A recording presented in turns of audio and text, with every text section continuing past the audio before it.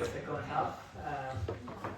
Yeah, two important observations that you folks asked before is what is the influence between, well, what is the practical influence of the prior distribution in your final conclusions? And I think this is one of the most controversial aspects that contaminated Bayesian, let's say like just like the perception of Bayesian methods, because some people believe that by introducing some prior, you introduce some,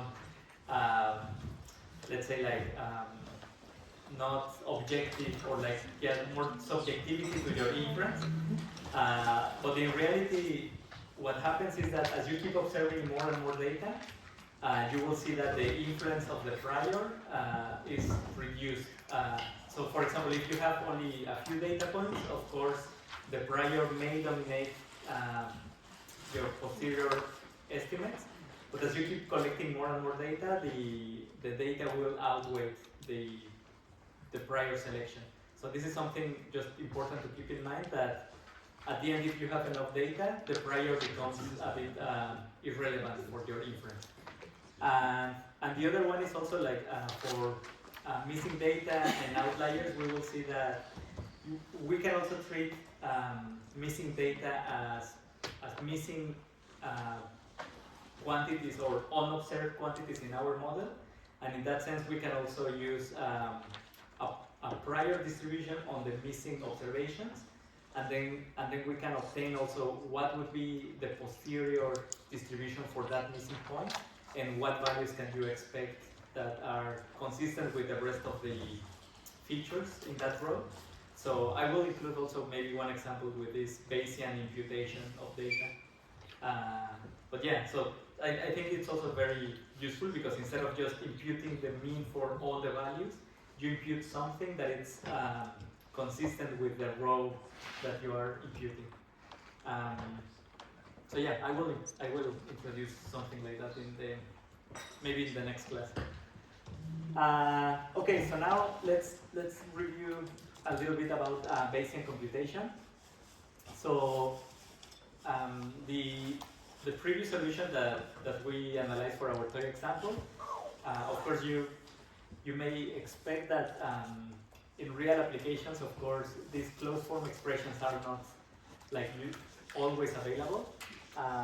As I said, like sometimes, for example, these Gaussian linear models with Gaussian priors are still useful in practice, but in general, I think that the broader applicability of Bayesian models allow you to, for example, use models that have multiple levels, so you can have the response likelihood explained by some parameters in that likelihood, and then these parameters are also function of another parameters. For example, in time series, you can have seasonal parameters for daily fluctuations, and then perhaps the daily fluctuations are function of some monthly fluctuations, and maybe like some of these monthly fluctuations depend on another parameter telling you regionality considerations and things like that. And of course, when you have like these multi-level hierarchical models, then closed form solutions do not exist. So in all these situations, we can use numerical approximations to estimate the posterior distribution. And there are multiple ways to estimate the posterior distribution. So we can think of all these available methods basically like in three categories. So the first one is simulation methods, which arguably is, these are the most popular ones and the most used in practice by practitioners and academics. And those are the ones that we will be paying more attention in the course. The second one, it's one that I actually like it a lot, and in scalable applications, when you really need very little latency, those are also very useful. So these are deterministic integration methods. And I think like the most well-known examples of these methods are variational inference and Laplace approximations. Yeah, we will discuss this in a minute. And then finally, there are other approaches that are just approximate methods, and for these ones, they allow you to even estimate posterior distributions for which you don't have an analytical form for the likelihood or for the prior. So these are based just basically on simulation of a process, but without an explicit likelihood. And these are like the approximate Bayesian computation, or ABC method. These are, of course, like a bit beyond the scope of these two classes, but yeah, just important that you know that there are different approaches of approximating the posterior. And one big advantage, of course, with the current popularization of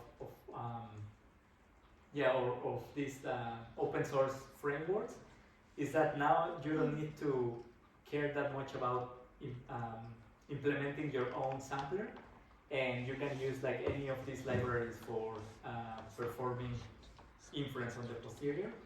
So it used to be the case, for example, I think this is more like in the 90s and 2000s, that you really had to create your MCMC sampler tailored to your specific application, and that was super challenging. So even if you had a relatively simple data set, you had to become first an expert on MCMC to understand what was happening behind the sampler and what type of samplers give you like independent traces, and yeah, and that was super time consuming. But the nice thing is that now these methods implement like the most advanced samplers, or like let's say like some samplers that are very robust to models, and then you have them just at the you just need to put like one line of code, and you can get a Hamiltonian Monte Carlo sampler for your posterior. So yeah, in particular, we will focus on this PyMC because this is like, I find it more approachable for using Python. It used to be the case that Stan was also a very popular one. This one grew mainly in R, but now they also have like some Python packages to implement Stan in Python. This one I also like a lot. But it's a bit more complicated to use. But I would say like it's faster, and this one allows you to use like MCMC and variational inference in JAX. You may remember from our last class this JAX library that allows you like to optimize very efficiently. And this one is based in JAX, so it's called Black JAX. And also Pyro is based on PyTorch, and this one allows you also to do variational inference. So of course with JAX and with PyTorch, you can optimize the parameters for the approximating distribution in variational inference, and also like sometimes you need gradients for sampling.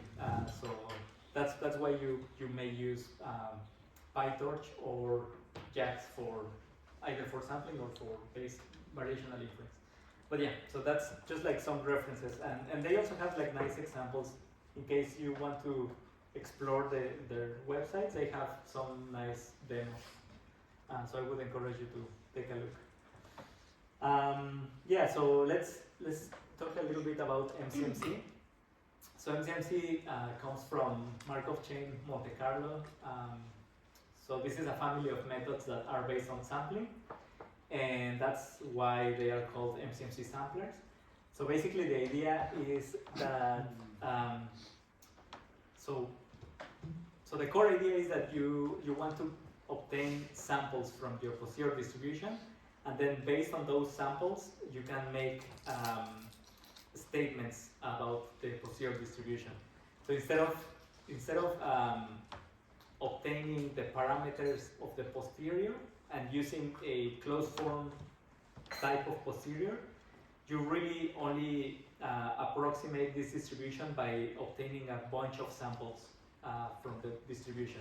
So in the case of our beta distribution, the MCMC sampler will only give us a bunch of samples from the beta distribution that we obtain in the posterior, but it will not give us the parameters of that beta distribution. So it will only give us just samples, and based on that we analyze the posterior. Let's say like the algorithms working behind the scenes in MCMC is basically there are many approaches for these MCMC samplers, but one of the most well-known approaches for MCMC are based on these accept-reject methods. And the idea is that you use a proposal distribution that can be completely different from the distribution in your model, and based on that distribution you generate samples, and then each of those samples that you generate, you will assess whether to keep it or to discard it as a representative sample from your posterior distribution. And the way in which you decide whether to accept it or reject it is based on a ratio that considers your model, so how likely that observation is to have been produced by your model or not, and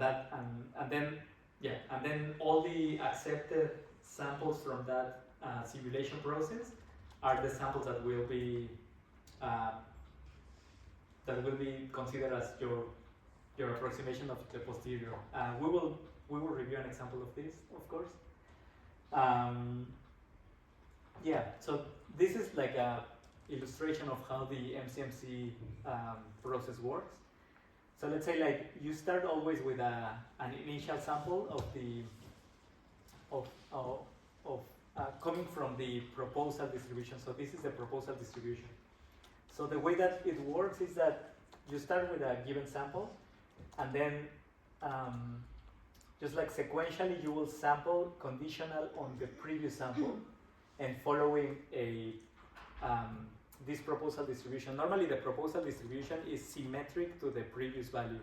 So basically you are, you stay in the current value of your parameter theta, and then, for example, if you use a Gaussian proposal distribution, then you just sample from a Gaussian with mean theta 0 and some standard deviation.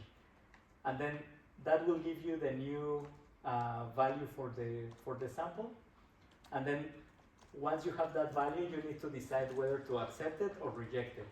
And for that accept or reject, you use a ratio of the likelihood of your model under the current sample divided by the likelihood of the model under the previous sample. Well, actually, not the likelihood, the full posterior of your model. And if that ratio comes higher than a given number, then you would accept, or otherwise you would reject. And the idea is that you repeat that process over and over and over. Sometimes you reject these samples, and many times you accept them. The parameters of the proposal distribution can also be tuned so that the ratio of rejected samples is reduced, because computationally you wouldn't like to be rejecting all the time, right? This is just wasted time when you're rejecting samples. So you can tune the parameters of your proposal distribution to be accepting with higher probability. And sometimes you can also, for example, as you keep learning from your data, you can also adjust your proposal distribution to be more accurate. But again, like this is a bit beyond the scope. It's just important to know that you know that most of these methods work in this way. So it's just like a sequence of sampled values. Each of the values depends on the previous value, and then the final output of your sampler will be this chain of sampled values. So then what you would do is, if you take, for example, a histogram of all the sampled values, you would expect that the histogram of those values will approximate your posterior distribution. So this is the basis of how it works. Then another property that you would like from this trace, the chain of sample values are known as traces. And one of the properties that you would like from that trace is that it looks kind of uncorrelated, so that let's say like a bad behaving chain, you would see that it stays a lot of time in one given value and then comes back and stays a lot of time in another value, and therefore is not very efficient exploring the posterior distribution. So ideally you would like to see something that looks like white noise, and it's just like fluctuating along all the values in your posterior distribution. But this is the distribution that you want to target, and instead of learning the parameters of that distribution, what you generate are just samples from that distribution and then approximate the distribution numerically. I don't know if this makes sense. Any question about this? And it would reject certain samples based on the correlation that it doesn't follow a pattern. So for example, the white dots that are not marked, those would be rejected by the function. Exactly. So here really is more like a numerical criteria for rejection. This is not like based on analysis or something, but this is just like just the problem of having an expression for a distribution and producing samples from that. You can use many methods. One of those is the accept reject. For example, this is just the ratio of in our case, it's the ratio of the posterior distribution evaluated at the previous point, the posterior distribution evaluated at the proposed point, and whether that ratio is higher or lower than a random number that you generate. And then if that ratio is higher or lower than that random number, you accept or reject. And then if you reject, then you generate again conditional on the point, on the last accepted point. But I will not go into the details of how that exactly works, but let's say like it's just like a numerical tool for sampling correctly from a given distribution. Without any analysis of the data really. The other approach I wanted to discuss a little bit is variational inference. So this is slightly different from, well, actually quite different from MCMC, but I think this one is good that you also know that it exists, because in practice, once you fitted the variational approximation to your posterior, you can sample from that posterior very quickly. So the idea here is that you will approximate the posterior distribution that you want to target using a surrogate posterior. So this is just another type of posteriors that, this is, let's say, like another family of posteriors that have the same shape of the distribution that you are targeting, but the parameters for this distribution will be tuned so that the distribution looks like the posterior distribution that you want to target. And the way that you approximate that is by minimizing what is known as the KL divergence. This is the Kullback-Leibler divergence. And and this is, let's say, like, the way it works is that you minimize this KL divergence using stochastic gradient descent or other optimizations methods that we have seen before. So this is like an illustration that can help you to visualize variational inference.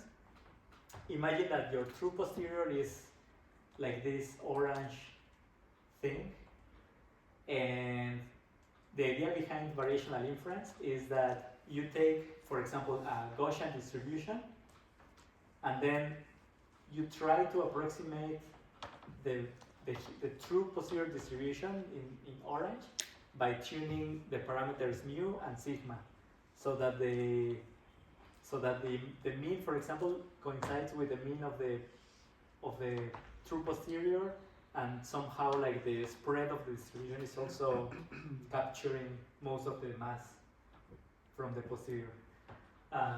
Yeah. If we don't have the posterior, how do we compute the KL divergence? Yeah, that's a great question. So exactly, so you cannot, this one you cannot,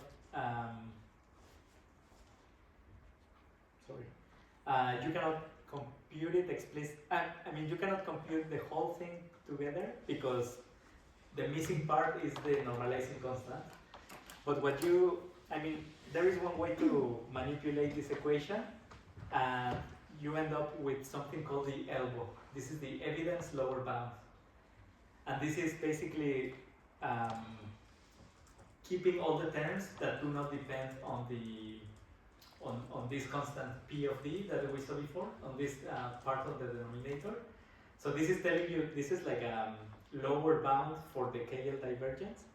And then what you try to do is you tune the parameters of the distribution so that you maximize this elbow thinking. Yeah. So the problem with estimating the posterior then only is finding the constant part. The one that we're solving here.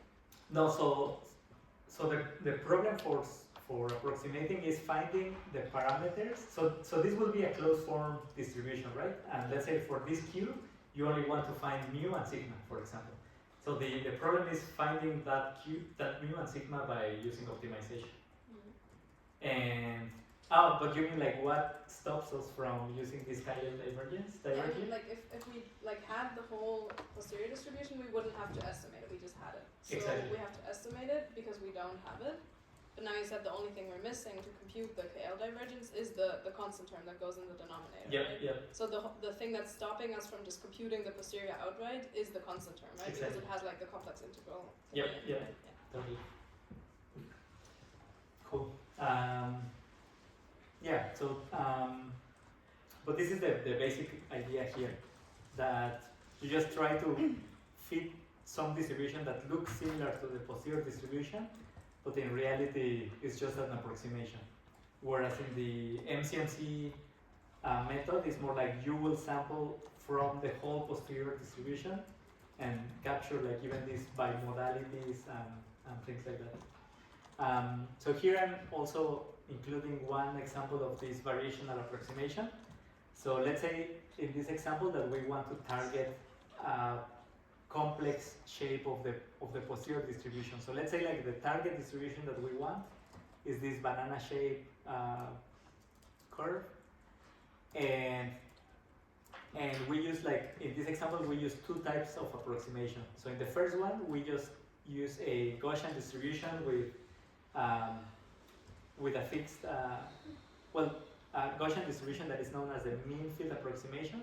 So this is, we are just tuning mu1 and mu2 and sigma 1 and sigma 2. So this is, we are just like expanding horizontally and vertically this circle, and we try to find the values of mu and sigma that best approximate this distribution.